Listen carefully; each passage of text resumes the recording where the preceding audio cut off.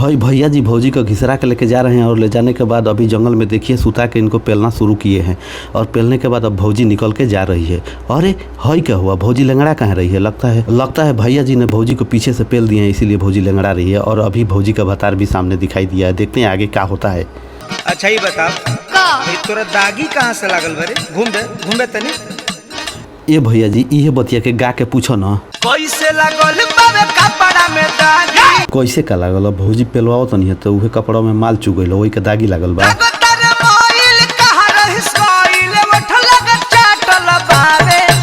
इनकर ओठवा चाटल नहीं के भैया जी, भौजी अबे एगो लाड़ चूस के आवता नहीं ना, वही से ओठ ललिया पोछा गइल बा, वही से बुझाता तोहरा के चाटल बावे।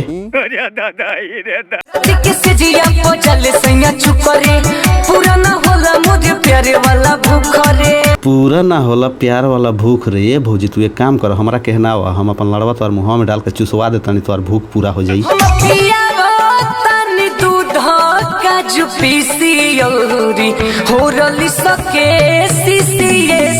ये भौजी हॉर्लिक्स पियला से भैया जी के एनर्जी ना बढ़ी। तू एगो काम कर, तू अपन नीचे वाला सामान भैया जी के एक बार चटा दो, चटला के बाद देखिए ऐसा एनर्जी बढ़ी कि कूद के तोहर गड़िया में पेल दी। हाँ बिना मोरा जी के झूठ न तार हो, धुआं देवे लागी जरने तोर हमार हो।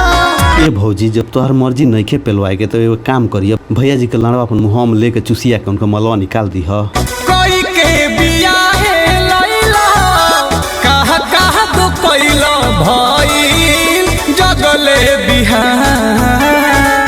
भैया जी का कैले हुई ढेर कैले हुई तो भैया जी तोहर गणिया में अंगुरी डल हुई आ मुँह में लाड़। हे राजा हो डर के दरदिया, गाड़ के दरदिया।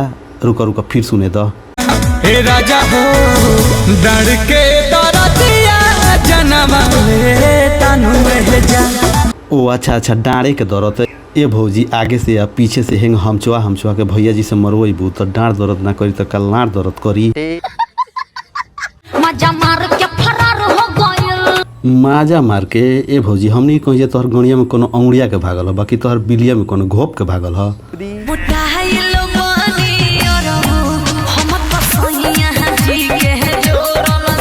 ए भौजी मोटेबे न करबू, लाड़ चूस के सब माल मुँह में गिरवा लेता रू तो मोटेबू न तो का होई।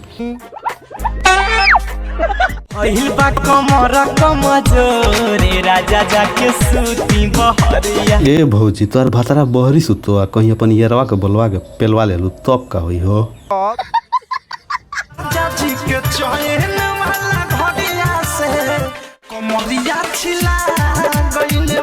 कमरिया छिला गइल ह। ए भौजी ओसे निमन तो तू कह दे तू कि गणिया छिला गइल ह, ई सुन के सब के ओकर लाड़ खड़ा हो जाई।